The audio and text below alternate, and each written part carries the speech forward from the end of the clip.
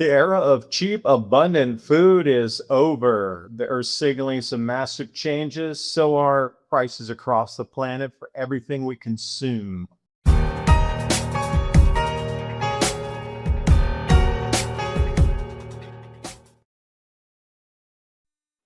Starting off here with, well, the things we need to grow our food. Number one, urea. That'll be the blue line. That's gone from around 102 years ago to nearly 200. That's doubling. And then if we look at green, that's the fertilizer index. We see the very same trajectory, nearly doubling. Now, what does this do for our food prices when your inputs are doubling and it's so necessary, but 70% of farmers can't get what they need? So we have to do the math to subtract out the yields on it. Now, at the same time that this is happening, we have a drought occurring in the US that's equally as strong as something from the Dust Bowl. Now, if it continues for another few months or another, half year, we're going to start to get into 1930s Dust Bowl conditions again. Water was a thing of the past. We all thought we had free, abundant water, but now with so many needs of the same exact water, you have to wonder who's going to get it.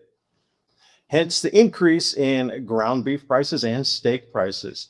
Now, this has increased a little bit over $7 since I got this chart here.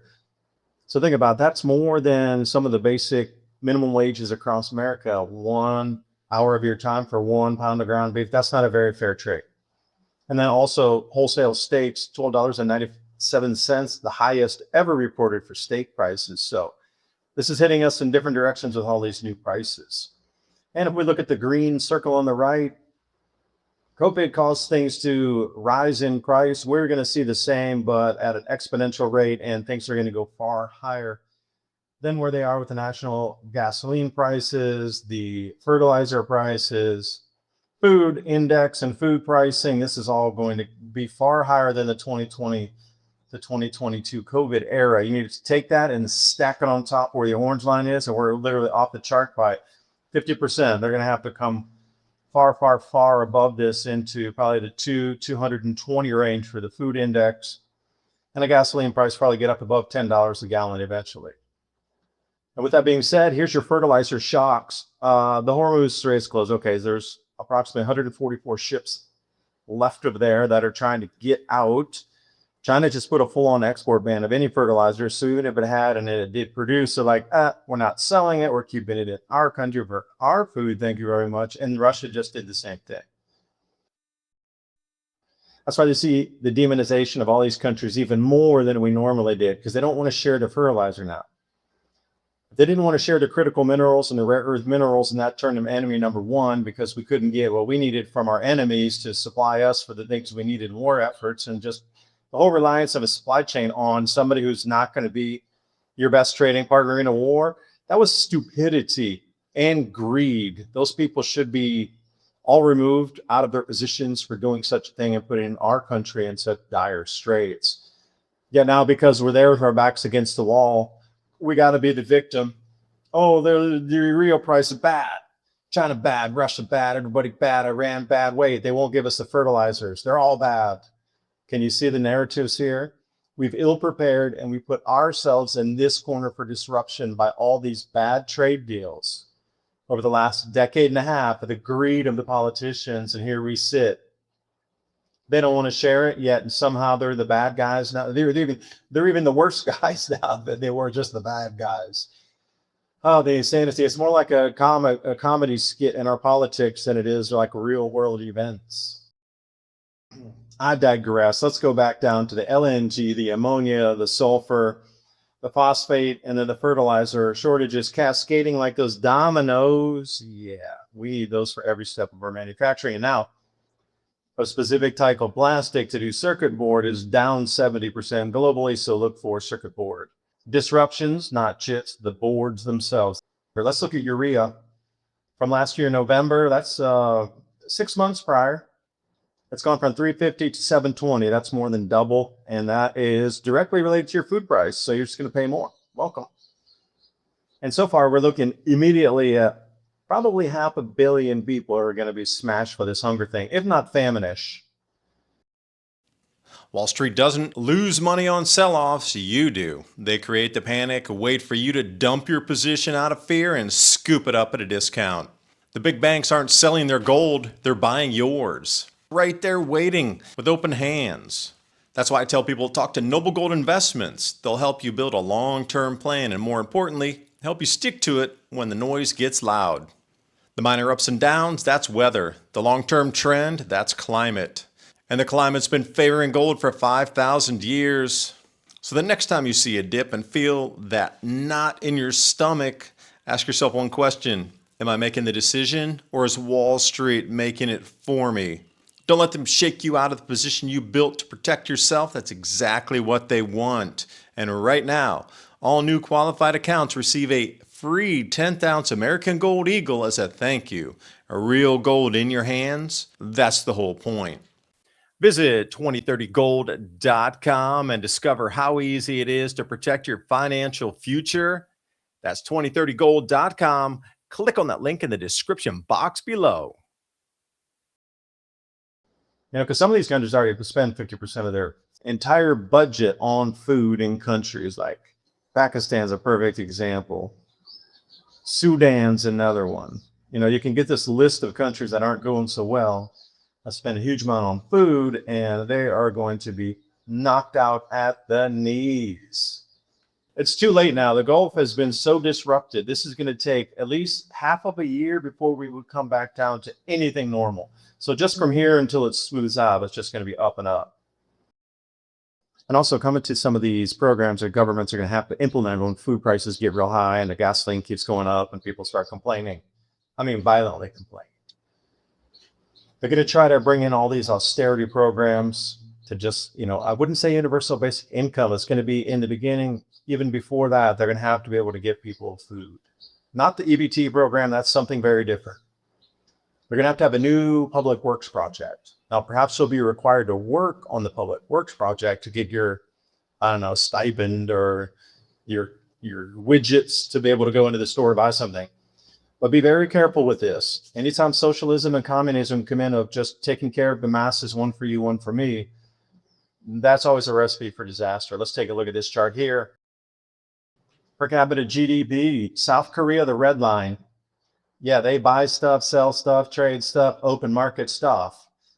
Blue line on the bottom, North Korea closed. And with food subsidies and ration subsidies for fuel, we are going to turn into the blue line. I don't care what country you're in, you're going blue. That's terrible. And with that said, all these disruptions in fuel, look how many countries are going back to coal again. This is going to be eclipsing in 2026, 27.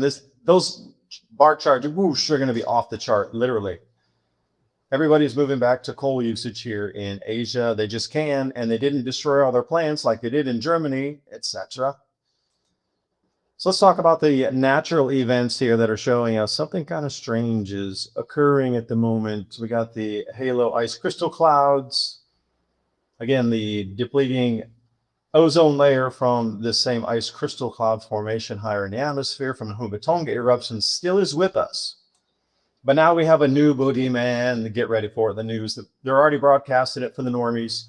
They're breaking this down so normie language can pick up the disruption for El Nino. It is super El Nino, the super Niño. They've already categorized it and put it into popular literature right now. So if we look at the last spikes in El Ninos and what is like an El Nino top, for example, you don't have to put all these extra words on top of it to make it exciting. Okay, the peak of the El Nino, here you go. This is 1982, 1997, 2015, 26. They all set new global record temperatures for temperature because, well, oceans were hot. So you can expect that again. Oh, it's the hottest planet ever. It's going to go up that. Now they're trying to get you ready for a super Nino. So you can see 2026. They're already broadcasting it high and wide that we're going to get hot. So if you look at the change in ocean surface temperatures and subsurface down to 1,000 feet, the winds blowing are turning. And this overturning of the waters is, well, allowing the heat. That's not actually heating anything. You're just displacing and changing water depths in the column. And that's what causes this. It's not like it heats up just because the wind does it. The wind is responsible for pushing the water. All right, so we're going to get April 16th here. And again, if this isn't normally like Washington Post kind of publication, you know it's going big. Zonal winds, record breaking is where the red is, and that is, well, the push that displaces water and allows this event to occur. Now, if this also is making Washington Post, hey, pick up your Saturday newspaper and read about it, they want everybody to know about it for some reason. Is this kind of the end of the world thing we're looking at here? Because it's going to get milked by Granny's cow. Speaking of that, growing our own food, let's take a look in a greenhouse here. Nice one, wood frame. You don't have to get all expensive with the metal. You can do wood frame and just recycled windows. All options are on the table, and you will have food on your table. And what a better time than a fortuna for our world. The fortune, as we move through these changes, was good enough for the Sumerians 7,000 years ago, good enough for us today. Bringing it back to the Aztecs. Tenochtitlan, the capital city. This is from 1524 when our explorers came over and drew a map of the city at the time. We were told they were barbarians, relic people that were just living in old ruins. I don't think so. You know, the history we've been told is very, very different, perhaps, than what we are really seeing on the ground. And that would make things quite a bit different with the oasis here refilling up in our history. We were told this took 6,000 years to dry out. Well, it's filling up in a matter of a couple of years. These areas here, Sahara Desert, are now turning back into lakes, very visible. And these are now becoming permanent lakes, not just one-time rain and then drain off. This is what happened with the African mega lakes. They begin to refill in the areas of lowest deposition and water flow into what was previously the mega lake that dried out. People followed the water to the base of these lakes, and now it's refilling.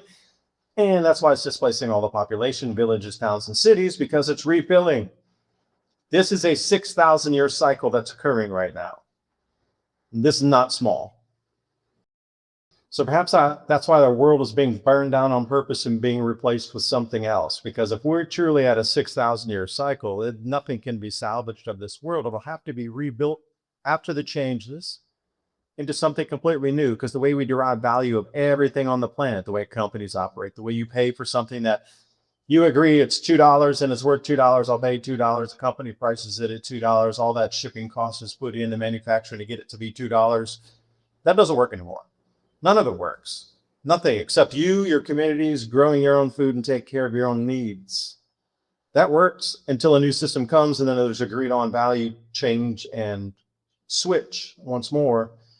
But the way we're doing it now is going to go through a huge resurgence. Actually, that's why they call it the Phoenix. It burns down to zero, and then this magical, mythical creature comes out of the ashes, and then we have a new world. Well, we're at that point now. And it really makes a lot of sense why we're seeing so much disruption. Now, is this Middle East thing a fast track for more of this to move us to the system fast enough because we didn't get there on our own? That's another conjecture, and hopefully I could do an entire video on that. Leave your thoughts in the comments below. I appreciate you watching. Hope you got something out of the video. You're going to need to grow some of your own foods. Think about True Leaf Market Heirloom organic seeds for any grow zone on the planet. That link's in the description box below. Right now it's planting season for all grow zones in America. And one of the biggest things for you in a solution-oriented fashion is growing your own food, at least some of it, so you have extra you can trade with others, and that might be a barterable for you as well, as in addition to a consumable that you grew yourself right on your own property. Nature's abundant. It will overproduce for you absolutely way over what you can possibly consume. Having that ability to grow extra and trade for something, and plus you know what's in the food anyway, you're the one who grew it. Please consider growing your own food. Whether you use that link, whether you get True Leaf Market seeds, grow your own food. I'm serious, you need to. We all need to. June, mid-June to late June, apparently, is when most of this inflation is going to start to be noticeable. Now, it's not going to hit you like a comet on, a meteor exploding over your head in one day. It's going to be the beginning and a slow grind up. And a lot of people have written me and said, you don't even need to wait till June. The prices are already noticeably up. So I'm just saying that the largest bulk of these prices are going to start to hit us at the end of June. This whole thing in the Hormuz is not done. It's just going to continue. And Martin Armstrong with Socrates, the computer algorithm that predicts political events, says in June, it's really going to kick off in the Middle East. So that'll upset and slow oil even further, which When that happens, then the June will just be the very beginning of the price rises, and where we sit at the end of June. It's kind of where the prices will ever, that'll be the lowest the prices will ever be in your life again. You're gonna have to take some precautions to get ready for this. Whatever form that takes, gold, silver, seeds, tools, anything you can get that you can use, trade, or make something and produce something that you can consume or trade with others. It's the best I can give you right now on just a short little video like this. But I will see you next time. Please share it to friends and family. You got to copy that link and paste it. Algorithm, you know how it is these days. They try to funnel you into your own little narrow channel there. So please copy, paste, share this far and wide, and let's get some solutions together for these changes that are here right now. See you next time. Bye for now.